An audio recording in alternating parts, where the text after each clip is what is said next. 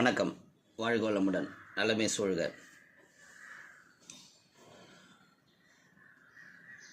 கும்பகோணத்து பக்கத்தில் இருக்கிற திருப்புரம்பியம்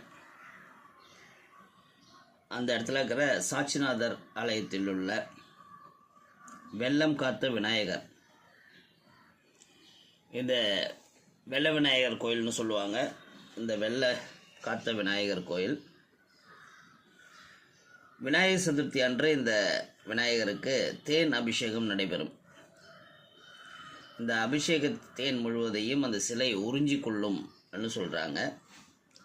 இந்த சிலை கடலில் உள்ள நத்தைக்கூடு, கிளிஞ்சல்கள், கடல் நுரை, சங்கு, கடற்பாசி இவற்றை கொண்டு செய்யப்பட்டது என்று சொல்கிறாங்க.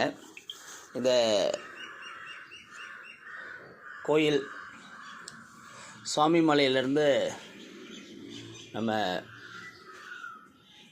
காளி கோயில் ஒன்று இருக்கும், அந்த பட்டீஸ்வரம் கோயிலுக்கு போகிற வழியில் இருக்கக்கூடிய கோயில். பல பேர் அதை மிஸ் பண்ணிட்டு போயிடுவாங்க. அடுத்த முறை போகும்போது பாருங்கள், மிக சிறப்பான ஆலயம். வாழ்க வளமுடன், நலமே சூழ்க.